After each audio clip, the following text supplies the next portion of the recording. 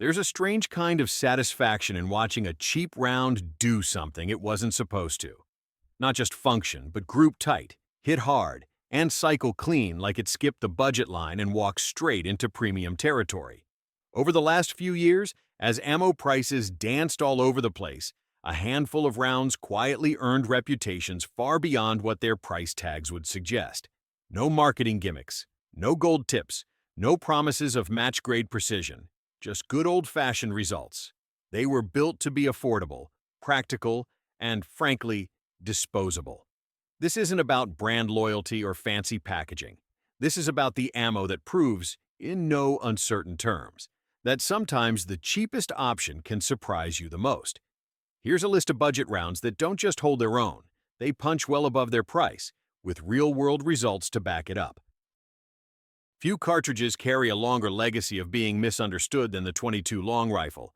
It's been typecast for decades, good for backyard cans, casual plinking, maybe a squirrel or two.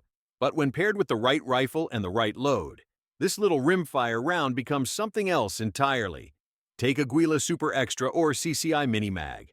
Both of these have shown remarkable precision in controlled testing, producing tight groups well within acceptable standards for small game hunting and rimfire competition. The consistency from batch to batch isn't just noticeable, it's reliable enough for shooters who run drills weekly. For those using semi-autos like the Ruger 1022 or even budget bolt actions like the Savage Mickey 2, these loads don't just cycle clean, they respond like they belong in a higher class. That's what really sets this round apart. It allows for frequent, low-cost practice without sacrificing feedback. You can run 200-300 rounds in a single session and still come away with usable data on trigger control, sight alignment, and follow-through. In a world where 5.56 and 9mm prices can spike overnight, having a training cartridge that replicates mechanical fundamentals while costing next to nothing is more than convenient. It's smart. Field results back this up. Whether it's small game harvests or steel targets at 75 yards, the better .22 LR loads deliver with surprising authority. You won't drop a bore or punch through barriers, and no one's claiming it belongs on a SWAT belt. But for everything it is designed to do, it handles the job with quiet confidence. There's no flash, no swagger, just round after round doing exactly what it should, and sometimes a little more. That kind of quiet overperformance doesn't make headlines, but in the shooting world, it earns lasting respect. The .22 LR didn't sneak into this list because of nostalgia. It earned its place the hard way, one precise, affordable shot at a time. If .22 LR is the quiet overachiever, then 7.62x39 is the guy in the corner who doesn't talk much but still bench presses a truck. It's dirty, gritty, a little outdated by modern ballistic standards, and it flat out doesn't care. You can feed it steel case junk, slap it into an AK with wobbly furniture, and it'll still put rounds downrange like nothing happened. That's exactly what makes it remarkable. While the market's full of slick, polymer-tipped designer loads, Tula, Barnaul, and Red Army Standard are over there selling steel case FMJs for 30 cents a pop, and they run, not just in ideal conditions, but after dirt, heat, rust, and abuse. Tests by the AK Operators Union have run 500 to 1,000 rounds through worn AKMs without stoppages, even using Russian steel case ammo. That kind of reliability is worth more than all the ballistic gel charts in the world if your life depends on function. Accuracy? It's not a precision round, and nobody sensible expects it to be. But from practical field positions at 100 yards, decent shooters can hold groups that would punch clean through soft body targets, or drop a hog in its tracks. When paired with even a middle-tier optic on a PSA K47 or Zastava M70, the performance more than justifies its price. There's also something satisfying about using ammo that doesn't need to be babied. You don't worry about brass catchers. You don't flinch when it hits the dirt. It's the working man's round, built to run in conditions where high-end gear chokes. Of course, it's smoky. It smells like burning tires, and it'll leave your bolt face looking like it came out of a coal mine. But that's part of the charm. This isn't gentle, precision ammo. This is ammo that thrives in chaos, and comes out the other side still feeding, still firing.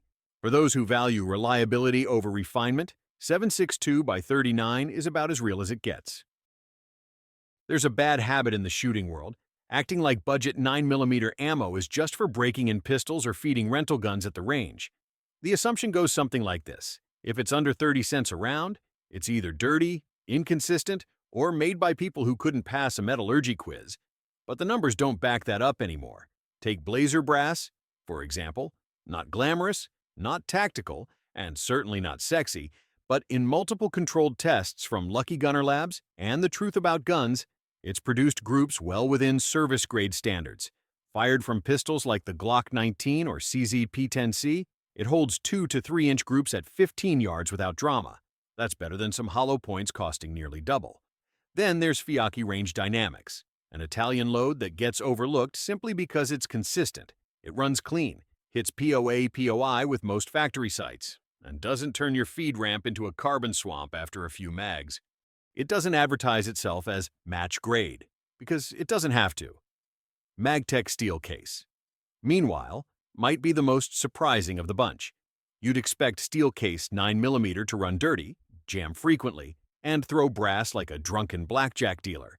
But in real-world use, particularly in striker-fired pistols with generous chamber tolerances, it feeds and ejects just fine. The recoil impulse is manageable, and for training or close-quarters drills, it holds up surprisingly well. What makes these rounds noteworthy isn't just that they're cheap, it's that they've moved past the old stereotype of practice ammo only. More instructors, especially in civilian self-defense classes, are recommending them for high round count drills, not just to save money, but because they actually perform. Nobody's saying these will outshoot Gold Dot or HST in ballistic gel. But the gap isn't as wide as it used to be, and if you're chasing consistent hits on paper, steel, or cardboard silhouettes, these rounds deliver. They're not flashy. They're not moly-coated or sealed in military lacquer, but they're built right. They run well, and they land where they should. Sometimes that's all a handgun round needs to earn its place. In the crowded world of .223 and .556 range ammo, brass-cased loads tend to fall into two categories: the premium tier that costs over $1 per bang, and the budget brass that usually ends up being ignored in favor of steel case imports. But Wolf Gold refuses to fit either label neatly, and that's exactly what makes it worth attention. Unlike most of Wolf's catalog, this stuff isn't steel-cased. It's brass-cased, boxer-primed, and manufactured in Taiwan under contract to military specs. That alone raises eyebrows. It's priced like mid-tier plinking ammo, but behaves much closer to what you'd expect from well-regarded loads like PMC Bronze or Federal AE. On the chrono, Wolf Gold clocks in at roughly 3,200 feet per second from a 16-inch barrel, right in line with M193 performance. It burns clean enough to keep your BCG from turning into a tar pit after a few mags. In multiple range sessions logged by shooters on AR15.com and Sniper's Hide, it maintained consistent grouping within 1.52 MOA from budget optics and entry-level barrels. No flyers, no velocity swings that make you question powder charges. The real surprise is how forgiving it is across platforms. PSA rifles, BCM uppers, home-built Franken ARs. This load doesn't care. It feeds, cycles, and lands with reliable predictability. For drills, basic carbine classes, and even casual competitions, it holds up under pressure. Where Wolf Gold really shines, though, is in how it makes comparisons uncomfortable. Stack it against a 62GR green tip or name-brand 55GR ball, and it doesn't give up much, if anything, in usable performance. You may see slightly larger groups past 200 yards, but unless you're running match-grade optics and free-floated barrels, the difference on steel is marginal at best. So no, Wolf Gold isn't sexy. There's no polymer tip, no bonded core, no NATO head stamp, but it's not trying to be any of those things. It's a consistent, brass-cased load that's earned a place in range bags across the country. Not because it's flashy, but because it just works. And in the AR world, that's a reputation money can't buy. There's something unapologetically utilitarian about .308 Winchester. It doesn't chase trends or try to reinvent itself. It's not the flattest shooter or the lightest kicker, but in the right hands, with the right load, it remains one of the most dependable cartridges in the field, especially when you're not looking to spend $2 a trigger pull. Loads from PPU, Parvy Partisan, And Cellier and Bellet don't show up in glossy ads or sponsored match rifles, but they do show up in freezers. These rounds have proven themselves for years in the hands of hunters, rural landowners, and weekend long gunners who understand one thing: predictable performance matters more than flashy branding. Tested from bolt-action rifles like the Ruger American Predator and Savage Axis Dusu, both loads consistently produce 1.5 to 2 MOA groups at 100 yards, tight enough for ethical game shots well past 200. With soft point offerings from both brands, expansion is reliable on medium game like deer and hogs. Dozens of field reports on forums like the High Road and Sniper's Hide confirm clean kills and solid terminal performance without jacket separation or under-penetration. Where these rounds truly prove their value is in repeatability. You might not get match-grade deviation, but when that same rifle and same box of S&B can knock down steel silhouettes at 300 yards, mag after mag, with minimal zero drift, that's not luck. That's ammo doing its job. Plus, there's a practical cost benefit few want to admit. It's ammo you don't hesitate to use. You don't ration it. You don't feel guilty putting 5 rounds into paper just to check a new optic. You shoot it because you trust it. And when a cold barrel and crosswind are working against you, that trust becomes more valuable than hype. 308 Winchester isn't flashy, but paired with the right low-cost load, it's honest, effective, and never out of place, whether you're in the woods or wringing steel from the prone for a while. 65.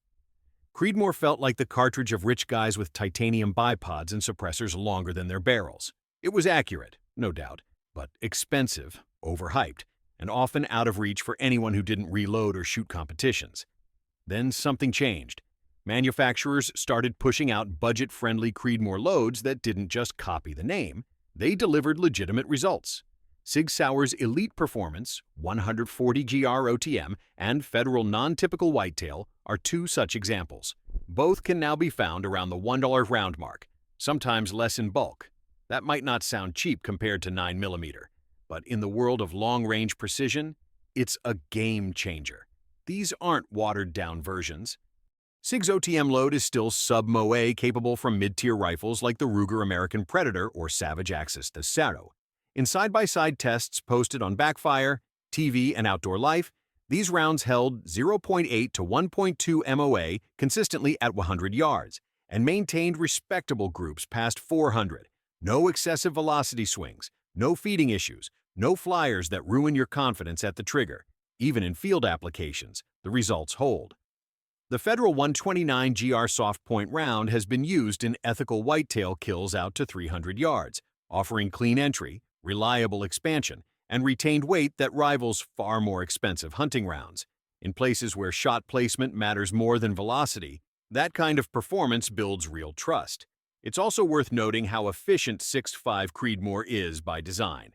Less recoil, flatter trajectory, and excellent barrel life make it one of the most forgiving centerfire cartridges for new long-range shooters.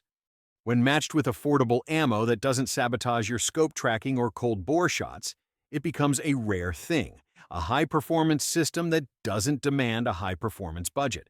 Creedmoor didn't drop its elite status, it just got tired of being exclusive. And with rounds like these, it's proving that precision doesn't have to come at a premium anymore.